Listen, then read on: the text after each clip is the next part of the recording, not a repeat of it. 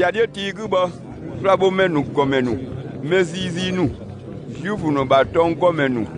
wa zakamenu vavasale oto odo okoba ko wole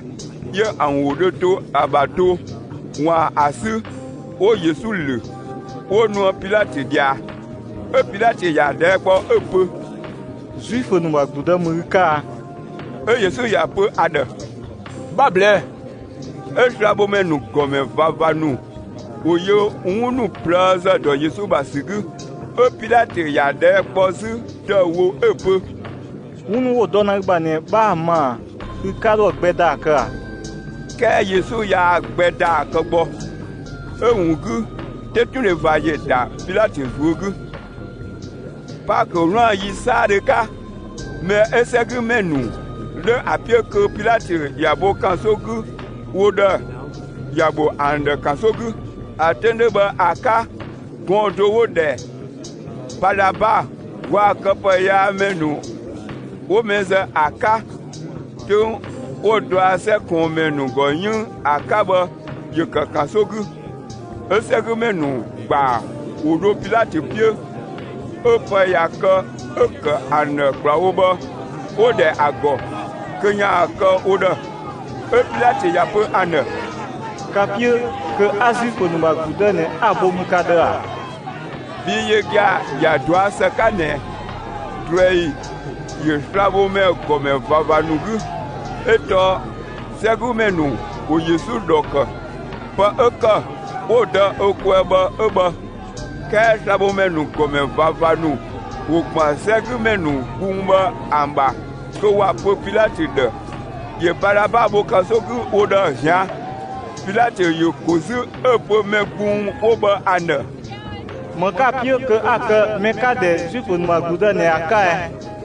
oda ka ago gbagba sika ne Rosa atoga talubasika Rosa atoga talubasika e Pilate ye ande po epo mon ya eke ke ample oye gbagba sigbe kazine Rosa atoga talubasika Rosa atoga talubasika ye megbunu di adawun ka ande o baraba bo kasogu de yakado o podasinu de o Yesu makraka komu o do ankwe ko waza ado gadalubasika dasinu odo Yesu kase comme Pilate go point de gba o de pletoa ba aba o ba menu pledo ko o ko ba mu o gba nueza e kane fudano ba grande ba o da Yesu ba ke ade ye kane wo gudado ko wa do lusu aba o kin ko gba doka o ka aba ko gba aka o ya agoba o ye make akasigu opo Juif no magbuda papier komu wo maluna ka okoba wo denu bo aba wo lo okmogu adie wo de yonsia de adie sika de wa yon do lusu abasiba o gba nu azaba wo bo aba o de ba sonu da aba o si wo do pra ko wa do gata liba de wo do na ko godo o ka silenu mika o de Simon que Alexandre wa lifisi andekaba wa yu que ye jena jamba atape ye que kodia blegba to de nuba e dasinu wa gbe tabo e Yesu ba gata libu o do de do de Gogota aba agen eto mego klolude donwo 1000 kan akaba ono Yesu de kenyamu que abakobo de go te nya ga ke Yesu ya mu de yakado o do ga taliba na agba akọ wa agenu tasika wo ba sonu gu okoka to gbosika ke me edo nya ame edo ko obaka ado de o dona ga taliba ko kwado dia dio na toka pa oko bien sika azagengu agotadu eto Juifu nu ba gluda ene o mezeme pledo gataluba po Yesu piemu amedo yoka akwegu emedo yoka po akwagu jan ko ene aka epo ebesika awugu rabaselegu yoka ne wadaka po ya menu glugu menu woka jedia mu wo gozegu sinubu agosika opo ada Hey, udeba. Bi pe ude jagbaru ko wu ke de pa yara ta agbedo ba. Hey. Udeda, uyo ugo gataliwasa. Etrabu me gomenu wa ton gomenu odolu si Yesu ba pe wo po wo ko jin ne. Me wa nu da ye wo ke ya mo ba ke ye ededa. Bi upo na ba ya memu uka ile ba budaka bo yo ugo gata li ba sablasa ya kane ba yo sia yido unwo de won ge Emenu wo ado gata li ba apie mu ba wo sinu bo agopo de elungude ya do ede tri sansan de ponta de pleba de ede de pona ko kwado woyenaka owoye na giaba aka Yesu ye gbagbe ka eblo wogu epo Eloi Eloi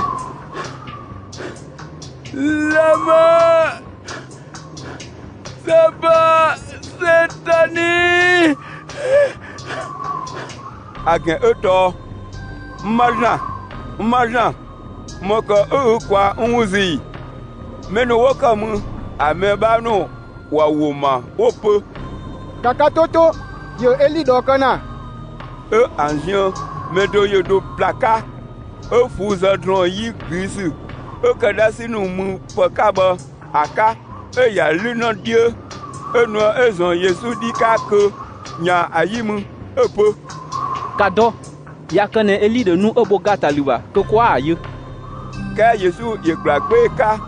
etomu ega ode sosele wa de sosele du angu kangu so eplu jagba aguko gubo epedu penu enu esu akasia romo menuba dasi kome ekodosika Yesu dio de gia babo ton tuomu ba de ya gakoyo opo me ene na gbo giajamu donu banu wo dogbin de gadia o komu anjion mali yego madala wa José wa Razak ande mali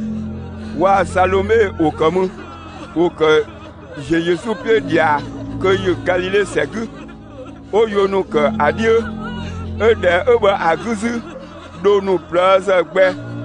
o no do agodia Jérusalem pleu o komu de yinya de ya do de kane yike pak loin de pokayi ka Juifu no ba groyi wa ma yika aka Joseph ego alimenté yike zakame vado emenu wa bleya aka yete peu yike yadia jamba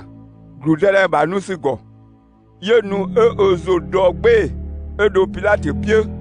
Yesu glude ago kede Pilate yamane Yesu yaga sade ate yetu emebo dasi gomede enu yede gbone de Yesu yegaba ade ya gloa de edasi gome ya daka ago owe aba Joseph goku ye Yesu grosu Joseph ye glopudo Yesu globo gataliba odo mebi gududo oyo ka agu ego favado eka atika ye grungru ye duba adie